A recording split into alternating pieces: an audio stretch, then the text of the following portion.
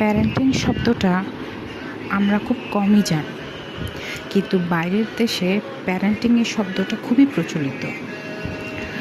শুনেছি বাইরের দেশে নাকি মায়েরা গর্ভবতী হলে সবার আগে প্রিন্যাটাল ক্লাস নেওয়া হয়, যেটা প্রসব পূর্ব ক্লাস। এটা শুধুমাত্র মায়েদের জন্য হয়।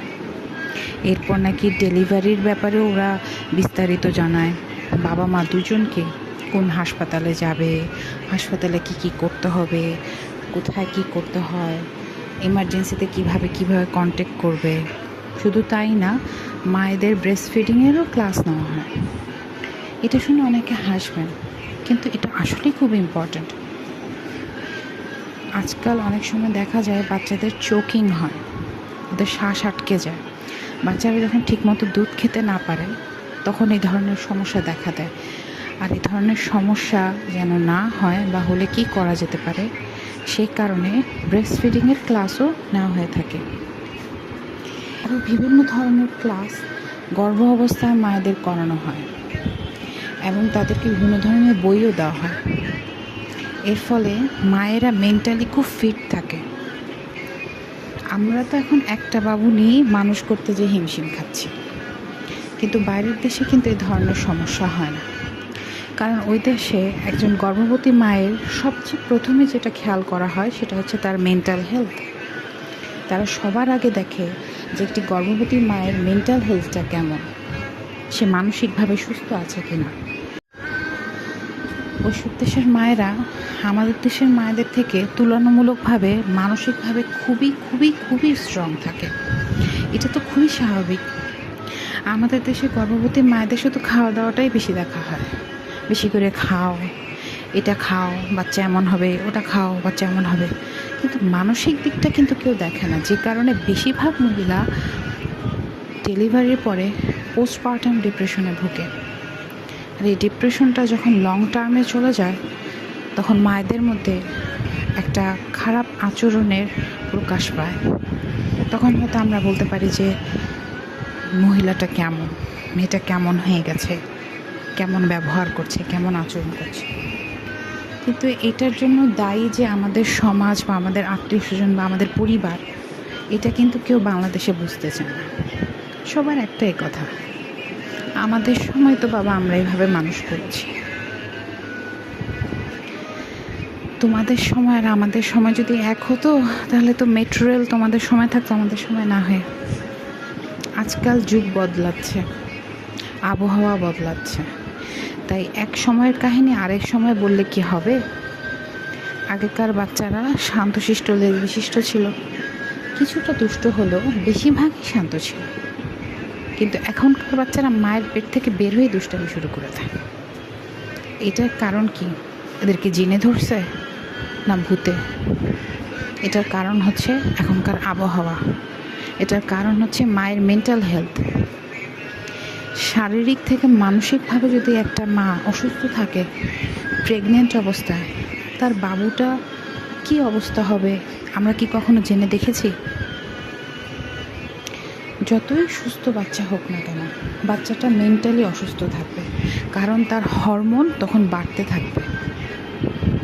আমরা এটা বুঝি না, আমাদের কাছে মনে হয় এটা খুবই নর্মাল, কিন্তু ব্যাপারটা কিন্তু একদমই নর্মাল না। গর্ভ অবস্থায় যদি একটা মা অনেক কষ্ট পেয়ে থাকে, সেটা ফিজিক্যাল টর্চার হোক বা মেন্টাল টর্চার হোক, বা কোনো কারণে তার মনে খুব কষ্ট থেকে থাকে, সে মায়েদের বাচ্চারা অটোমেটিক্যালি সে কষ্টে বড় হতে থাকে মায়ের পেটে, এবং যখন সে দুনিয়াতে আসে তখন তার মধ্যে বিভিন্ন ধরনের আচরণ দেখা যায়। আমরা একটা কথা হয়তো শুনে থাকি, কলিক বেবি, গ্যাসি বেবি, এটা নিয়ে সায়েন্সে অনেক ধরনের অনেক কথা বলে। কিন্তু আমার কাছে যেটা মনে হয়, এই ধরনের বাচ্চাদের মায়েরা অনেক বেশি ডিপ্রেশনে থাকে যখন প্রেগনেন্ট থাকে। এই ডিপ্রেশনটা কমানোর জন্য আমাদের আশেপাশে যে পরিবেশটা, এটাকে পজিটিভ করতে হবে। আমাদের অভ্যাসই একটা নেগেটিভ কথা বলা, একটা নেগেটিভ কিছু বলা। সামনের মানুষটা কষ্ট পাক না পাক আমাদের কিছু যায় আসে না, কারণ আমরা সত্যি কথা বলি। এটাকে সত্যি কথা বলা না, এটাকে কষ্টদায়ক কথা বলে। আমাদের নবী করিম রাসূল পাক সাল্লাল্লাহু আলাইহি ওয়াসাল্লাম বলে গেছেন, হয় সুন্দর কথা বলো, না হলে চুপ থাকো। কিন্তু আনফর্চুনেটলি আমরা দুইটার একটাও করি না।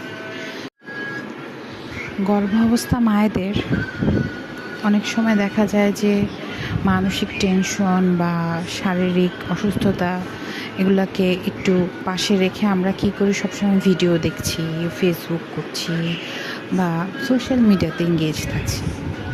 আমরা যদি সোশ্যাল মিডিয়াতে এঙ্গেজ না থেকে কিছু বই পড়ি, বিভিন্ন ধরনের কোর্স করে থাকি, এগুলো আমাদের জন্য খুবই হেল্পফুল হবে।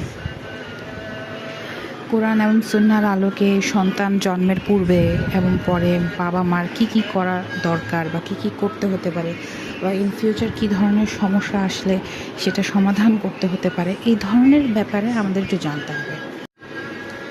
একটা মায়ের পজিটিভ এনভায়রনমেন্ট লাগে। বই পড়ে বা স্ট্রেস রিলিফ করার বিভিন্ন কৌশল যতই আমরা অবলম্বন করি না কেন, পজিটিভ এনভায়রনমেন্টটা খুবই প্রয়োজন। আমাদের সমাজে পজিটিভ এনভায়রনমেন্টটাই নেই, আর এই কারণে বোধহয় আমরা যাই করি না কেন, পাবলিকলি পার্সোনালি, একটা না একটা নেগেটিভ কমেন্ট, একটা না একটা নেগেটিভ কথা আমাদের মনে দাগ কেটে যায়। প্রেগনেন্সির মধ্যে অনেক কথা মনের মধ্যে এমনভাবে গেঁথে গেছে যেগুলো ভোলা অনেক কঠিন হয়ে যায়। একটা মেয়ে তার পরিবার পরিজন, তার ফ্যামিলি সব কিছু স্যাক্রিফাইস করে দিয়ে একটা ছেলের সাথে সংসারে চলে আসে। এই সময় তাকে যতটুকু সাপোর্ট দেওয়ার ততটুকু সাপোর্ট দেওয়া খুব দরকার। আমরা অনেক সময় একটা মেয়েকে ইচ্ছা মতো খোঁচাতে থাকি, ইচ্ছা মতো উল্টাপাল্টা বলতে থাকি, হয়তো বা নর্মালি বলছি, ব্যাপারটা খুব বেশি হয়তো বা ডিফিকাল্ট কথা না, কিন্তু একটা সময় এই মেয়েটা শুনতে শুনতে শুনতে শুনতে একটা পর্যায়ে যে সে তখন ধৈর্য হারা হয়ে যায় এবং কথার প্রতিবাদ করতে শুরু করে বা কথার উত্তর দিতে শুরু করে বা মূল্য দেয় না। সে সময় আমরা বলি মেয়েটা বেয়াদব। এগুলো শিক্ষায় বাবা মা দিয়েছে। আসলে ব্যাপারটা তা না। সঙ্গদোষ আছে। সঙ্গদোষ মানুষকে যেমন নষ্ট করে ফেলতে পারে, তেমন ভালো সঙ্গ মানুষকে ভালো পথে আনতে পারে। সেটা শুধুমাত্র বন্ধুত্ব যাচাই করার সময় না, পরিবারের ক্ষেত্রে একই। আমার ভাই বোনগুলা, আমার বাবা মা, আমার শ্বশুর শাশুড়ি, আমার হাজব্যান্ড, আমার প্রতিবেশী যদি পজিটিভ থাকে, তাহলে আমি যতই নেগেটিভ হই না কেন অটোমেটিক্যালি পজিটিভ হয়ে যাব। কিন্তু আমার এনভায়রনমেন্টটাই যদি নেগেটিভ থাকে, আমি যতই পজিটিভ থাকি না কেন আমার মেন্টালিটি নেগেটিভ হয়ে যাবে, অসুস্থ হয়ে যাব, আমি চিল্লাচিল্লি করব, ঝগড়া করব, ধৈর্য হারা হব। এটার জন্য কে দায়ী?